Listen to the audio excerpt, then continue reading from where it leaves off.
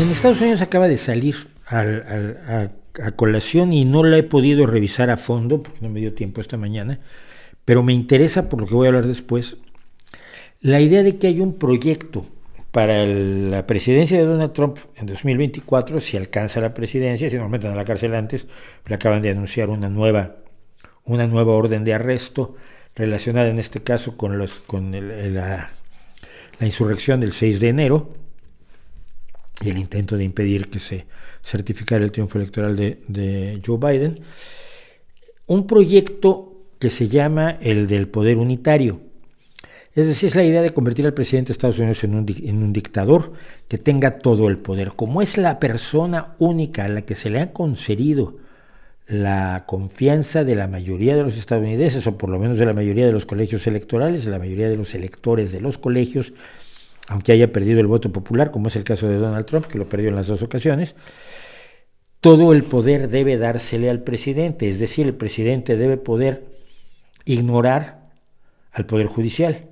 El presidente debe poder, por ejemplo, si el Congreso decide asignar un dinero para hacer una serie de cuestiones, él como ejecutivo puede decir, no, pues estas cosas no se hacen. No, es que esto es para puentes esto es para puentes en Wisconsin. No, yo lo quiero usar para hacer barcos en Florida de recreo. Y que el presidente pueda tener absoluta discrecionalidad en el uso absoluto de todo el poder que tiene. Lo que Donald Trump dijo en muchas ocasiones cuando era presidente, que puedo hacer lo que me dé la gana. En realidad no puede hacer lo que le dé la gana, porque una de las claves de la democracia es el que existan equilibrios y contrapesos para impedir que alguno de los poderes se convierta en un tirano.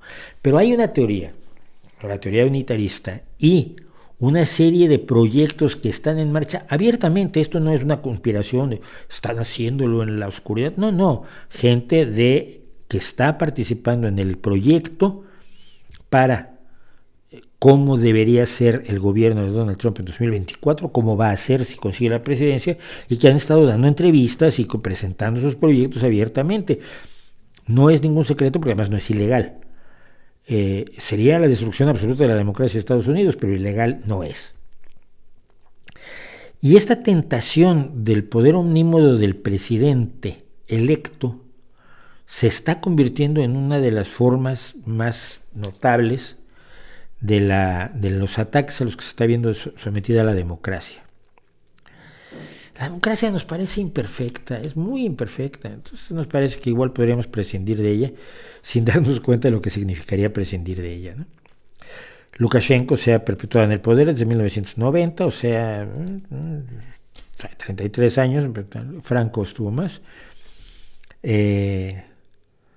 La familia que tiene Turkmenistán, que el hijo acaba de sustituir a su padre, son los Berdimuhamedov, no me acuerdo ya del apellido, es un apellido dificilísimo y me lo aprendí para alguna ocasión que tuvimos que decirlo. Berdimuhamedov, eso.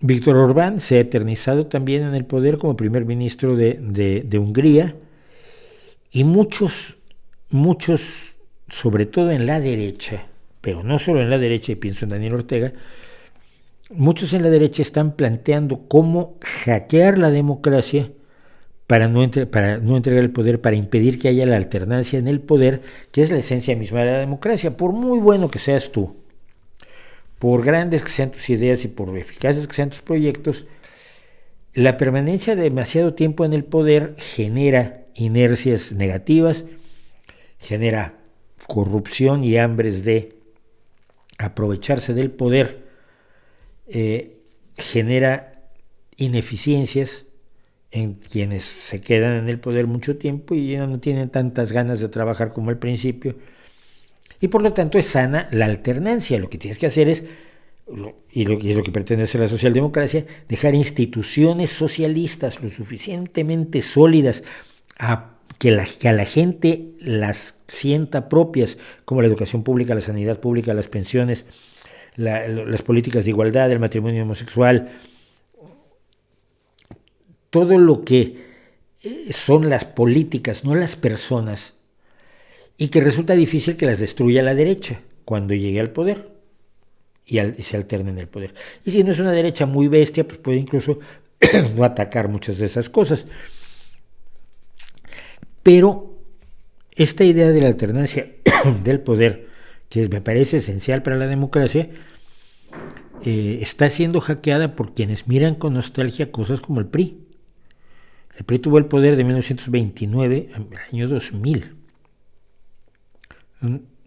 71 años de una tiranía de partido, donde obviamente no fue el mismo sujeto el que tuvo el poder, aunque todos muchos se quisieron reelegir, y a muchos les ofrecieron la reelección y desapoyaron la reelección.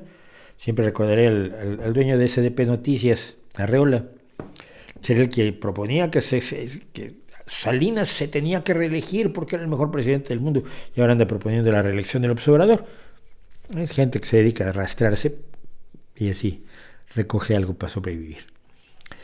Pero es un peligro, y es un peligro que se está viviendo de una manera clarísima en algunos casos. Yo tengo mucho el temor de que si las elecciones españolas del domingo las gana la derecha, o sea, si puede gobernar, no es que las gane o las pierda, el parlamentarismo funciona de maneras raras. Si consigue mayoría para gobernar el Partido Popular unido a los nazis de Vox, la democracia española como tal va a sufrir enormemente. La democracia española como tal va a sufrir enormemente. Las fuerzas antidemocráticas crecen y muchas veces se apoyan simple y sencillamente en la desidia de quienes están inconformes con la democracia.